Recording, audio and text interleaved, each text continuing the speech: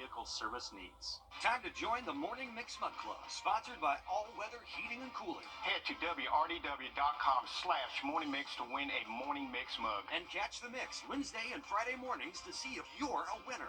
Enter today.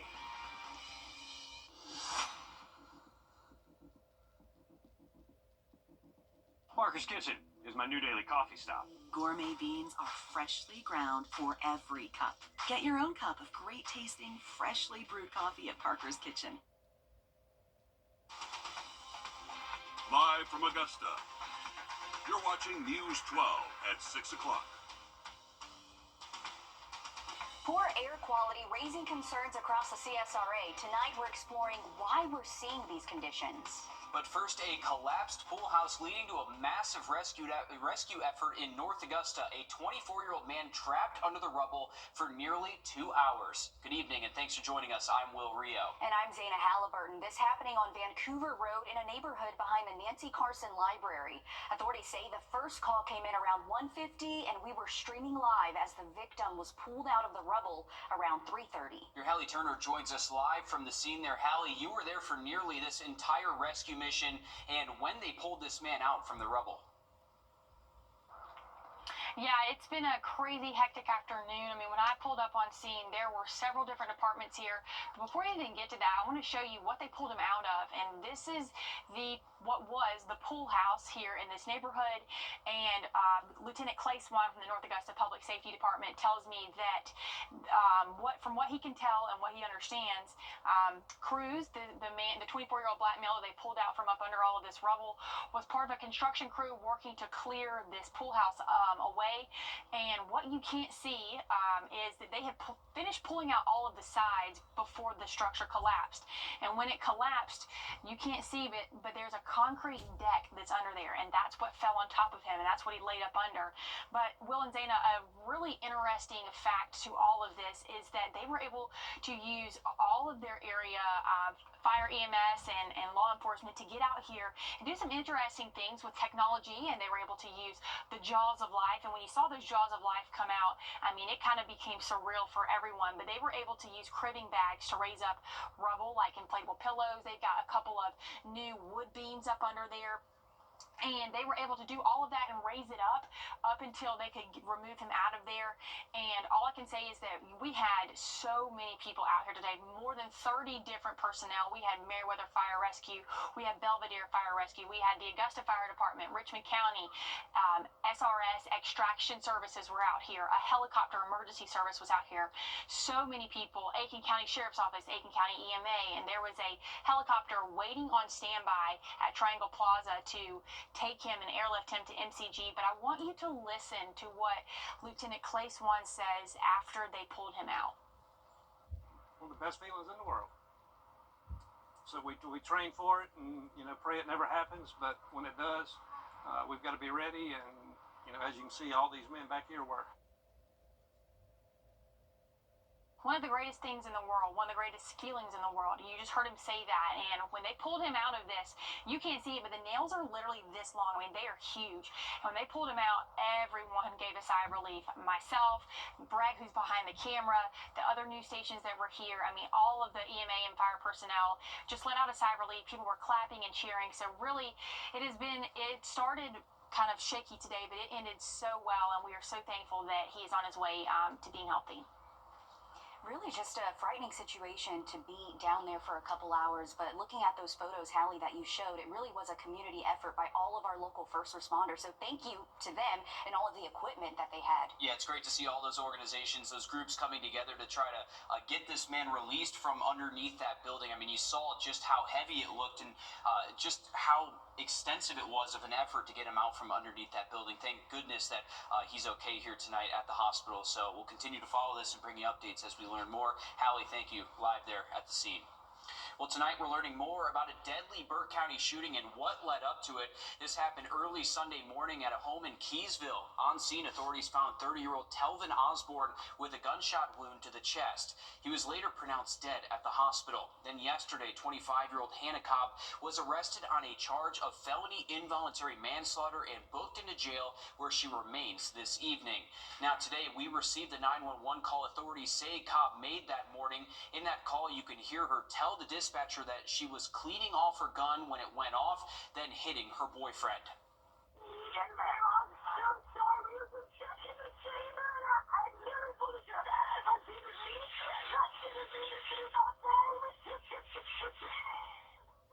And the audio is, of course, difficult to hear there. We have tried to manipulate that audio to make it clearer, but we've been unable to do that to this point. Cobb goes on in the 911 call to apologize, saying it was an accident and they were checking the chamber and she accidentally pulled the trigger. Notably, this is something that contradicts what Burke County Sheriff Alfonso Williams said in a press conference yesterday afternoon on this case, where he told us there was no information about a person cleaning a gun before that incident. He said it was misinformation going around on social media. Now, the full 911 call is 8.5 minutes long and, of course, is difficult to understand at times, like you just heard. If you want to listen to it for yourself, you can find it on our website, wrdw.com. Well, weather-wise today, we have been dealing with air quality warnings. Still a little bit of a haze there if you look towards the western horizon, but a beautiful... Sounds good. Thanks, Riley. It's been about 8 months since a shooting in the heart of downtown Augusta. In the days after that shooting, several business owners expressed concerns about downtown safety. Your Audrey Dickherber spoke with several businesses about how they feel about safety now. It's been 2 months since Sheriff Brandley took office, and one thing he said he wanted to work on was making downtown safer. Many local businesses say they've noticed a change. The goal was to have more deputies patrolling downtown, something that was just for the summer after the shooting downtown. But under new leadership, now it's becoming permanent. Brandley says they've increased their presence at night and downtown. Local businesses are noticing it too. Deputies will even stop in to check on them during the day as well. Even though many local businesses say they don't feel unsafe, they want their customers to feel safe and protected. Definitely see more officers downtown walking around, checking in on us. We're able to see more officers, so if something is going on, we're able to, see somebody a lot quicker. And there's just better patrol downtown. And coming up all new on News 12 at 10 and 11 o'clock, we'll hear from more businesses about how they think this will encourage more people and new businesses to come downtown. In Augusta, Audrey Dickherber on your side. Thanks, Audrey, for that. Equip, challenge, and empower. That's what they're doing at Day One Fitness in Beach Island. It's a gym for those fighting neurological conditions and helps to improve the quality of life through exercise. With a fundraiser coming up, Day One Fitness is finding solutions and how they can expand their reach. Alan Rose was diagnosed with Parkinson's disease 20 years ago. He's been coming to Day One Fitness for about a year. Well, you get around other people that sympathize with you, that have the same disease, the same that as long as you've had it. It's a good for morale, a good booster overall. Day One Fitness is designed for those fighting neurological conditions like Alzheimer's, multiple sclerosis, Parkinson's, and stroke.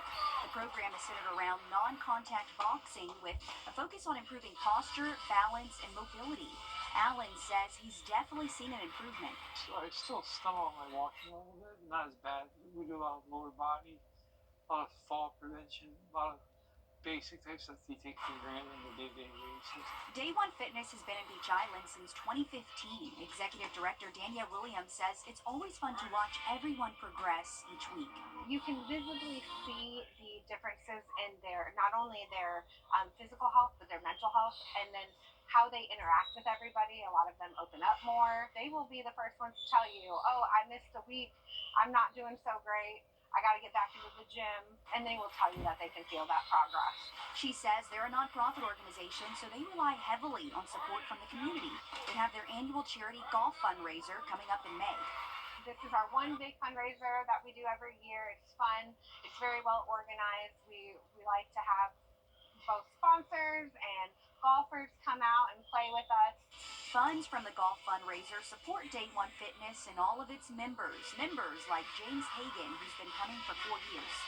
I know I'm stronger, just physically. And I feel good when I leave. I keep coming back.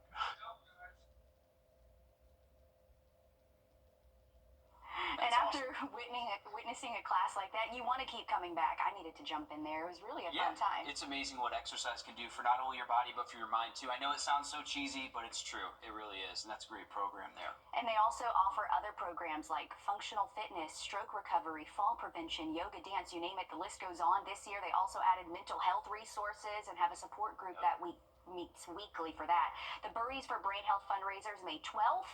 So if you're interested in signing up, we have all of the information on our website, as well as just donating toward the cause, because again, they are a nonprofit organization. Yeah, donations are always needed. It's at Westlake Golf Club, like you mentioned, too. So fun time. Good golf course, too. So it's a good time out there supporting a great cause as well. Definitely so, and luckily it does look dry for the weekend for any outdoor plans you may have, but we are tracking a low rain chance heading into tomorrow. Full forecast just after the break. And this week, you might have noticed our local air quality isn't the best. We're explaining part of why that may be next. Time and Temp, brought to you by your First Alert weather team. It's the coldest time of year in the CSRA. To stay up to date on anything winter weather to severe weather, download our First Alert weather app to get the most accurate forecast in our area.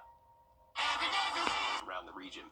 But fire and smoke is a common sight around the CSRA this time of year. These prescribed fires can cause issues with air quality sometimes, but they are good. They are good for our area. They are a net good. We'll take a look at this with our buddy Travis Sumner. Control burning prescribed fires, again, probably one of the best management tools we have in the wildlife and forestry industry. Travis Sumner is a certified prescribed fire manager with the South Carolina Wildlife Partnership. Today he's helping a landowner with a controlled burn. Sumner says this time of year is perfect for getting these burns done. Well, one, the trees are dormant, and a lot of times we're trying not to do any damage to the trees. The second part is we're trying to control unwanted hardwood growth from a timber standpoint that would compete with timber.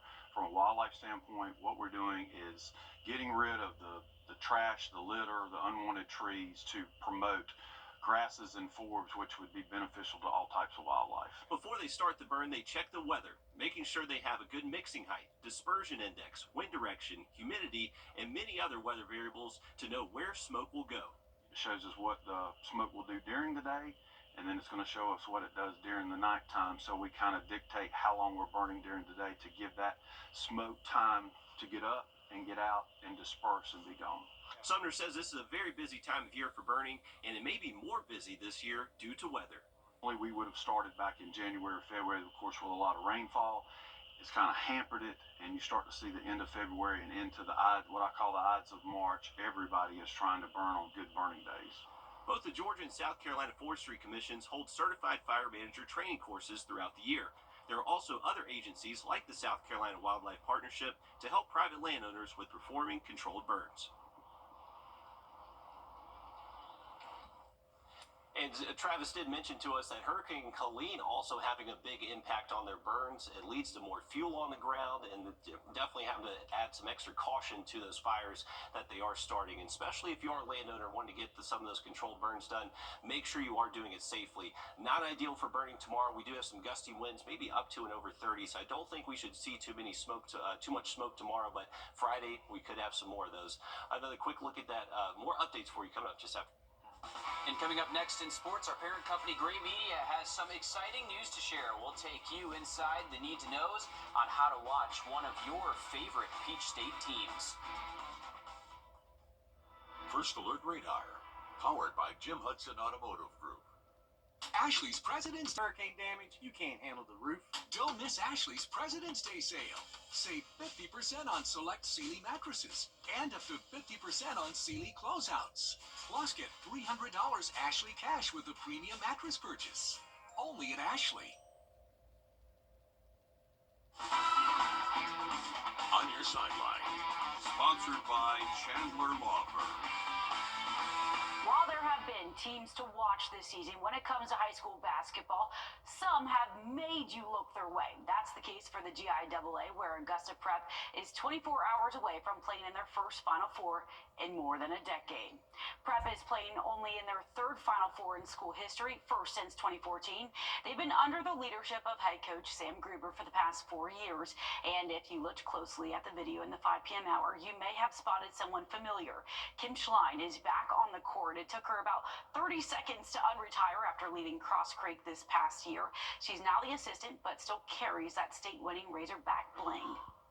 Well, I really wasn't ready to quit coaching totally, want to step back a little bit, not have the head job, but still be involved. And Augusta Prep came up, and I came over here. It's a lot less kids, a lot less pressure, and it's a good fit. I get a call about Kim Schlein wanting to come help out.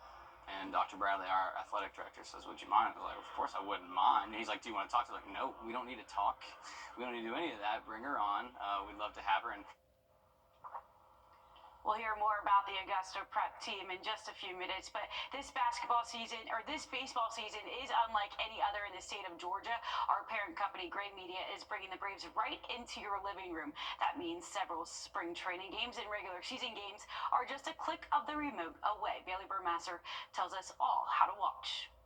I'm Atlanta News First Sports Director Bailey Burmaster, and if you haven't heard, the Braves are on Gray. But what does that really mean? Well, I'm going to break it down for you. Gray Media is a leading media company that owns and operates 113 television markets. That includes locally in Atlanta for Atlanta News First, Peachtree TV, Atlanta CW, along with Peachtree Sports Network. The Braves and Gray Media have partnered to make the South's favorite team more accessible than ever before through those TV stations. You will have the pleasure to enjoy 10 exclusive spring training games and 15 regular season games. So where will these broadcast exactly? All over Braves country in the Southeast through Gray's network of broadcast stations. So take a look at this. You're going to want to screenshot it for your friends and family. If you have a grandma in Birmingham, she will watch on WBRC 6.3. A friend in Charlotte, WBTV 3.2. This entire red region is where you can watch the Braves for free. The deal will increase the reach of the selected games, providing a new way to watch Braves baseball for more than 15 million households. Spring training is already underway, so let's take a look at the 10 games you can watch starting Thursday against the Nationals in West Palm Beach. We will have boots on the ground for all of that coverage. And that's not all. There's 9 other exclusive spring training games on Gray for your enjoyment. And not just spring training. Starting in March, we also have 15 regular season games as well. All right, looking forward to seeing more Braves on Gray. Take a look at our 3-degree guarantee brought to you by Tub Doctor. Our forecast 78, actual high 78, $50 heading towards the center of hope. Another quick look at that 7-day forecast just after the break. The First Alert Team, the best in Georgia. Georgia's heavy truck traffic leads to severe accidents is strong. Welcome back, folks. So a live look over our Beach Island camera. You can still see some of that smoky haze on the horizon. So remember, our air quality warnings will stay in effect until midnight tonight. The thing is, it should improve tomorrow. Heading into tomorrow afternoon, we're expecting a pretty windy day. Most likely seeing these gusts out of the west, anywhere from 25, 30 miles an hour. Maybe some spots get over 30 at times. This will be thanks to a cold front pushing through, so it will be breezy for your Thursday. Behind that, on Friday, a little less breezy. Maybe some gusts over 15 up to 20 at times. That wind direction stays out of the west. Now, as we head into the weekend, though, another stronger front actually pushes through on Saturday. That will bring us gusts once again up to 30 plus. This will be a dry front, so we're not expecting rain with this on Saturday, but behind it we will find some slightly cooler air heading into our Sunday. Calmer Sunday, though. That wind direction out of the northeast, that's going to be a sign your temperatures are most likely going to be below average. So that's why Sunday our high temp does drop to 60, staying relatively seasonal on Monday, but jumping right back to the 70s by next Tuesday, Wednesday. Okay, thanks for that, Riley. We're back live on 26 News at 7. And for News 12 at 10 and 11 o'clock. Thanks for watching.